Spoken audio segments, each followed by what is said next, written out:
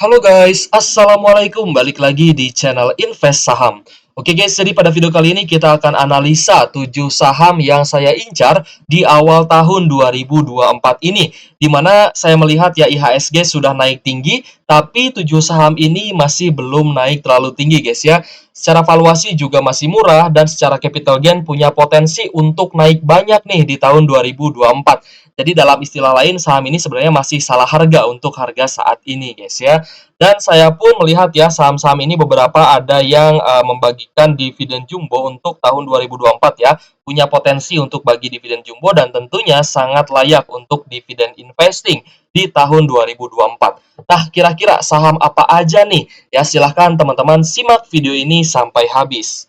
Tapi disclaimer on guys ya, ini bukan ajakan jual beli saham. Keputusan jual beli saham tetap menjadi tanggung jawab pribadi masing-masing sebagai investor di pasar modal Indonesia.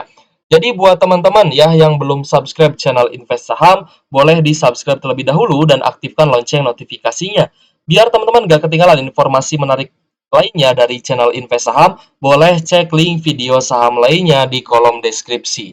Oke guys, kita lanjut ke pembahasan ya. Jadi ada beberapa saham yang menarik menurut saya di tahun 2024 ini. Tapi ada beberapa catatan terlebih dahulu guys. Ini murni analisa yang objektif ya guys ya dari saya pribadi. Lalu tidak ada ajakan untuk jual ataupun membeli saham ini dan video ini bersifat informatif dan juga edukatif ya. Kriteria emiten yang saya sukai yang pertama adalah saham banking guys. Lalu yang kedua, saham yang under value, fundamentalnya mewah, lalu dividennya juga stabil. Yang ketiga adalah saham yang under value, fundamentalnya oke, tapi punya potensi capital gain yang cukup tinggi. Nah, untuk kriteria yang ketiga, saya masih tetap ya dengan pendirian bahwa saya harus membeli saham yang masih under value. Ya, fundamentalnya oke lah ya, meskipun tidak terlalu bagus dan tidak terlalu mewah, yang penting sahamnya under value ya, atau murah gitu di pasar. Lalu punya potensi capital gain yang tinggi, di mana secara historical pernah naik tinggi dan punya upside juga yang cukup tinggi. Jadi potensi untuk mendapatkan capital gain-nya ini biasanya lebih tinggi dibandingkan dividennya ya, seperti itu. Oke guys, kita lanjut ke pembahasan yang pertama. Kenapa kok saham banking? Ya, karena saya sangat prefer terhadap saham banking untuk investasi saya, di mana bank di Indonesia secara pertumbuhannya saya lihat memang sangat menarik guys ya. Bisa naik labanya dari tahun ke tahun. Dan juga untuk investasi di saham banking ini relatif aman ya, karena rutin membagikan dividen. Dan dividen yield-nya itu cukup stabil ya guys ya. Yang pertama ada bank big caps atau big cap perbankan seperti Bank BRI, Bank Mandiri, lalu ada juga Bank BNI dan juga Bank BCA. Di mana kita melihat ya untuk keempat saham big cap perbankan ini sudah mengalami kenaikan yang cukup tinggi di awal tahun 2024. Di mana ini bukan lagi untuk melakukan pembelian keempat saham ini karena harga sahamnya sudah naik tinggi. Jadi sebenarnya ada potensi untuk turun guys ya di awal tahun 2024 ini. Nah, jadi kalau misalkan kita tidak bisa membeli saham big cap perbankan di harga yang tinggi, maka dari itu kita harus membeli saham big cap perbankan ini ketika harga sahamnya turun. Jadi, nanti misalkan di bulan Februari ya ada penurunan atau ada koreksi, ketika keempat saham ini turun, teman-teman jangan ragu untuk beli ya guys ya. Karena potensi kenaikannya teman-teman lihat sendiri di awal tahun ini bisa all time high gitu guys ya. Beberapa dari keempat saham bank ini bisa all time high ya guys ya, seperti itu, dan masih bisa memberikan dividen yang cukup stabil terutama untuk di tahun 2024. Lalu yang kedua ada bank second liner ya seperti BBTN, BRIS, BNGA dan juga NISP guys. Nah, untuk saham bank second liner juga sebenarnya mulai naik tinggi nih seperti BBTN dan juga BRIS itu mulai mengalami kenaikan. Sementara BNGA dan juga NISP ini sebenarnya sudah ada potensi naik juga ya, tapi memang kita lihat sih masih cukup sideways aja. Lalu untuk yang ketiga ada bank digital. Nah, ini kita akan skip karena bank digital ini ternyata belum mampu untuk membagikan dividennya, guys ya. Jadi pilih saham bank yang mana nih? Kalau misal teman-teman tanya ya ke saya pribadi, saya akan memilih saham BNGA atau Bank CIMB Niaga. Kembali lagi disclaimer on ya, ini adalah murni pendapat saya pribadi. Jadi bisa saja sependapat dengan teman-teman investor ataupun berbeda pendapat dengan teman-teman investor. Yang saya lihat dari BNGA di mana ini masuk ke dalam kriteria saham yang saya sukai. Yang pertama, valuasinya lebih murah jika dibandingkan dengan 4 saham big cap perbankan. Lalu dividen yield-nya ini ternyata lebih besar guys dibandingkan big cap perbankan. Dan juga pendapatannya ini selalu naik ya guys ya, selalu bertumbuh. Kita lihat ya, naik ya, diproyeksikan akan naik di tahun 2023 ini dari 5 triliun menjadi 6,5 triliun guys. Lalu untuk porsi kepemilikan masyarakatnya juga kecil ya. Dan BNGA ini di tahun 2023 lalu itu gencar sekali melakukan aksi buyback dan direksinya juga itu ikut membeli saham BNGA dan ikut mengkoleksi saham BNGA guys. Berarti ya, direksinya ini tahu bahwa Bank CIMB Niaga itu sedang dalam fase pertumbuhan yang bagus.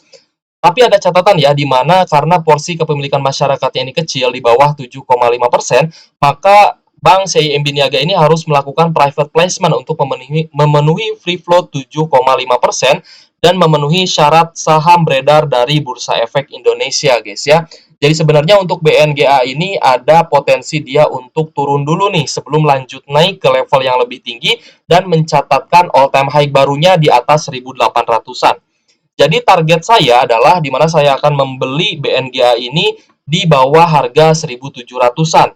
Ya, lalu BNGA ini juga sangat cocok ya untuk dollar cost averaging, untuk dividen investing karena dividen yield-nya berpotensi tembus 8 sampai 9% di tahun 2024 ini di harga 1.700-an.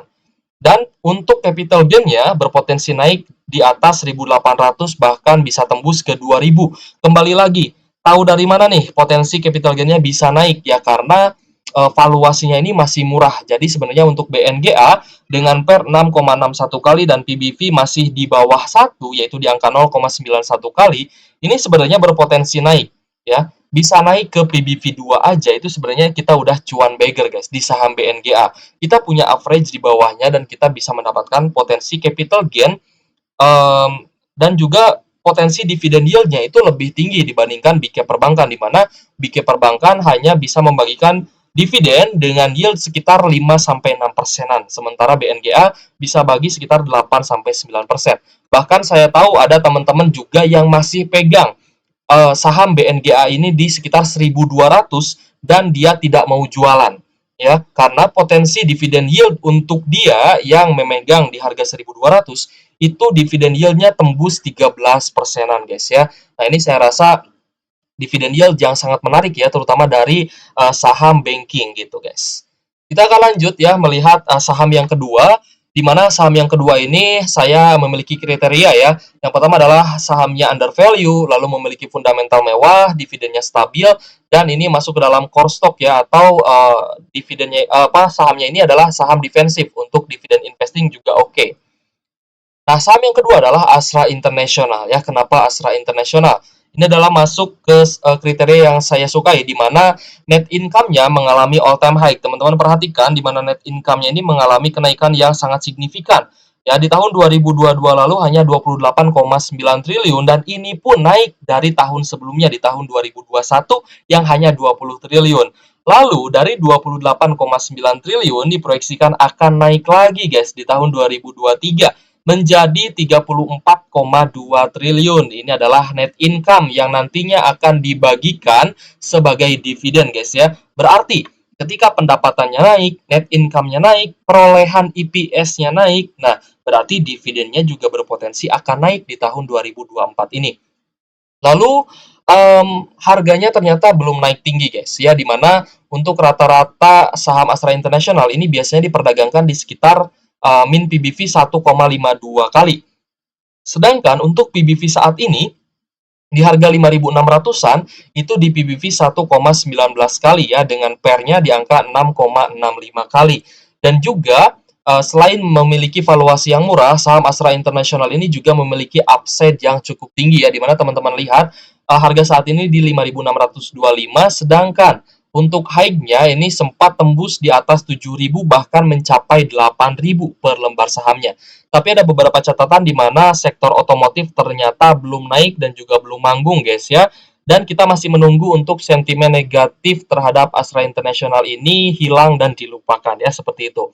Nah, kalau misal teman-teman melihat update news terbaru di mana kemarin ya sempat ada skandal dari mobil merek Daihatsu tapi ini sudah mulai normal kembali nih di Jepangnya ya guys ya, dimana Daihatsu sudah mulai mengekspor kembali mobilnya ke berbagai negara, seperti itu guys.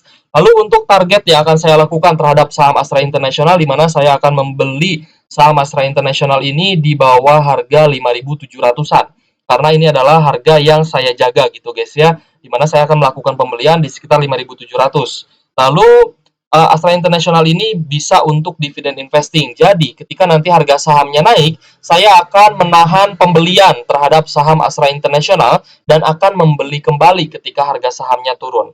Di mana Astra International ini juga memiliki potensi dividen yield sekitar 7-13% ya. Untuk tahun 2024 ini saya sudah hitung kemungkinan terendah dan juga tertingginya untuk dividen yield Astra International. Jadi ya kalau misalkan meleset, ya paling sekitar 8-10%, it's okay lah. Saya masih oke dengan dividen yield tersebut ya guys ya. Yang penting saya dapat harga bawahnya dan punya capital gain yang cukup tinggi. Semoga saja bisa tembus di atas 8.000 guys ya, karena kita lihat net income-nya ini all time high tapi harganya belum naik tinggi. Ya, jadi potensi kenaikannya itu bisa tembus 7.000 sampai 8.000 dan itu targetnya kita. Oke guys, kita lanjut ya melihat saham-saham lainnya yang saya targetkan juga, di mana untuk kriteria yang ketiga, saya masih tetap dengan pendirian saya, di mana saya akan membeli saham-saham yang under value, fundamentalnya oke, jadi saya tidak akan ragu untuk membeli ketika harga sahamnya turun. Dan saham-saham ini masih memiliki upside yang tinggi, bahkan beberapa ada juga yang bisa memberikan dividen yang tinggi juga ya. Tapi kita akan coba fokus dulu ke capital gain-nya ya. Yang pertama, saham yang saya sukai adalah INKP dan juga Tekim untuk tahun 2024 ini karena valuasinya itu masih murah, di mana price to book value per share-nya untuk INKP itu di 16.724 guys. Jadi teman-teman bisa cek data PBVS-nya di sekuritas teman-teman masing-masing. Lalu INKP ini punya potensi upside yang cukup tinggi ya, di mana harga saat ini 8.375 dan berpotensi tembus ke 11.000 bahkan di atas 11.000 ya. Targetnya sih kita ke 12.000 guys. Lalu INKP dan juga Tekim ini sebenarnya masuk dalam satu grup, yaitu grup Sinarmas, di mana INKP dan Tekim ini sebagai pabrik kertas terbesar di Indonesia.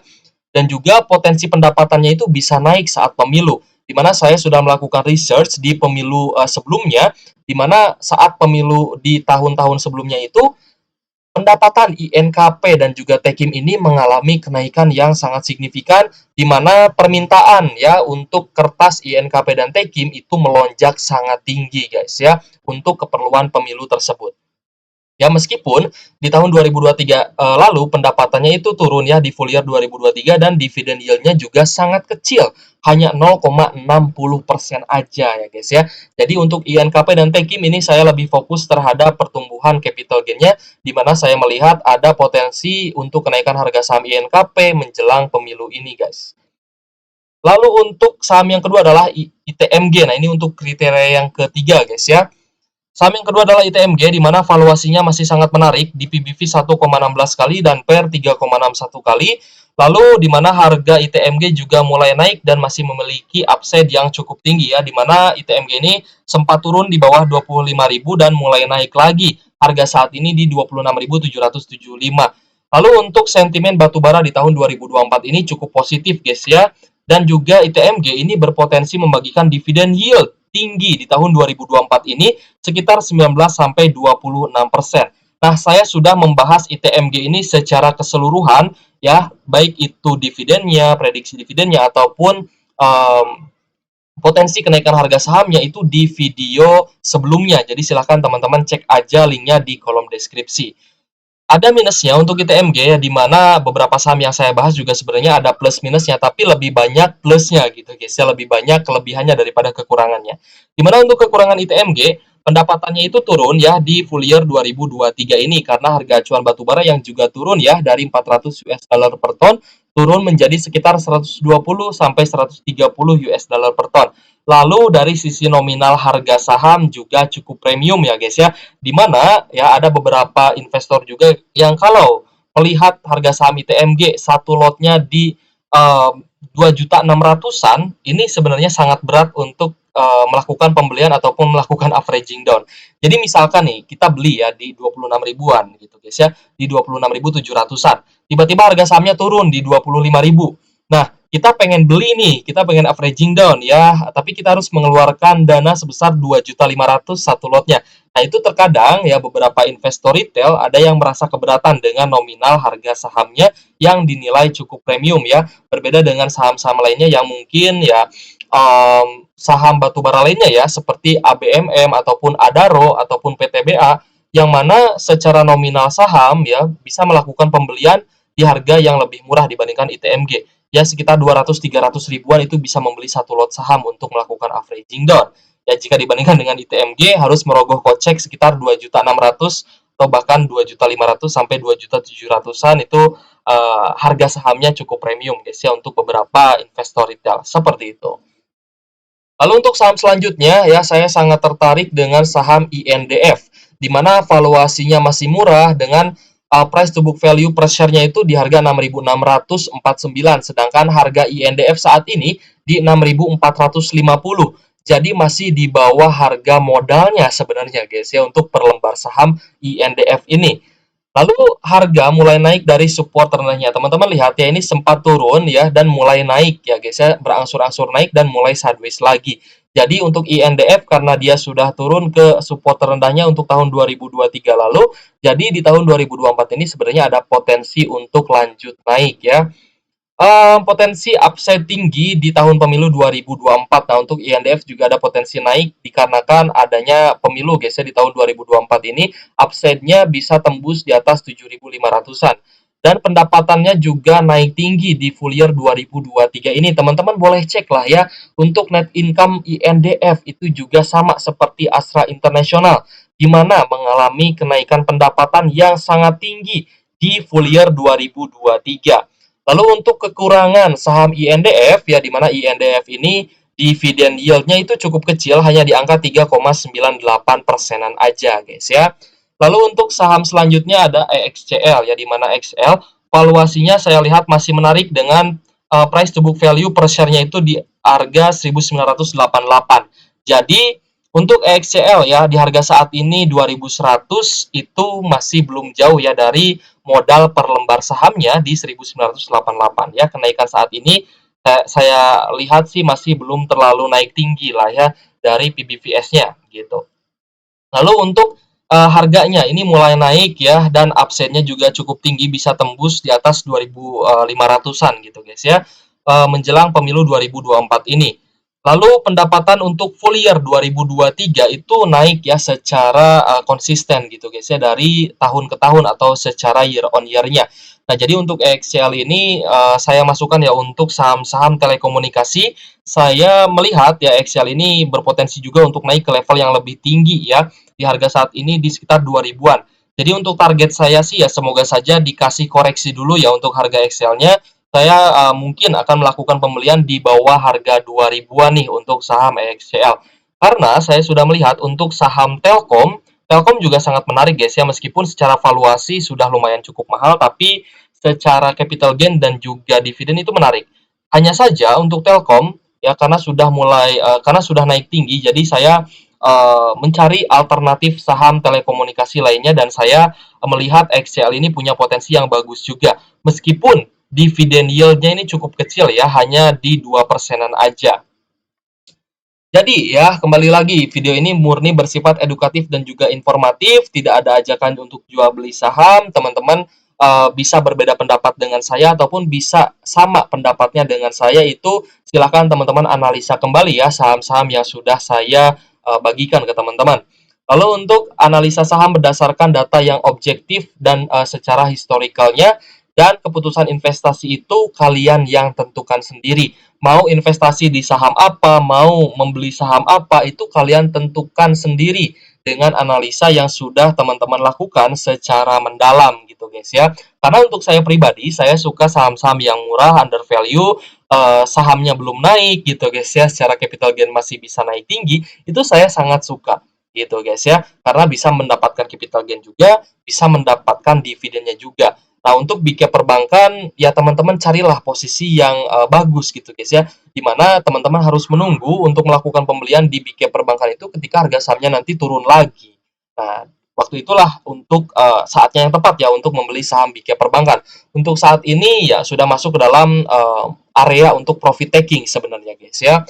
Kemarin pun saya sempat ya masuk di saham Big Banks, tapi saya sudah TP juga guys ya untuk Big Banks-nya karena saya melihat ada potensi di saham-saham yang sudah saya bahas ini gitu guys ya. Jadi, jika menurut kalian ada saham yang lebih menarik ya, boleh tulis pendapatmu di kolom komentar guys ya. Terima kasih sudah support dan menonton channel Invest Saham. Mohon maaf jika ada salah-salah kata guys ya. Silahkan teman-teman boleh request, boleh tulis pendapat di kolom komentar bebas ya guys ya. Selama di kolom komentarnya itu positif, saya akan ibaratnya publish gitu guys ya. Tapi kalau misalkan pendapat teman-teman di kolom komentarnya negatif ataupun ada unsur sara dan apapun itulah ya, saya akan coba netralisir gitu guys ya. Oke guys, terima kasih sudah menonton dan thank you for watching ya. See you on the next video. Wassalamualaikum warahmatullahi wabarakatuh.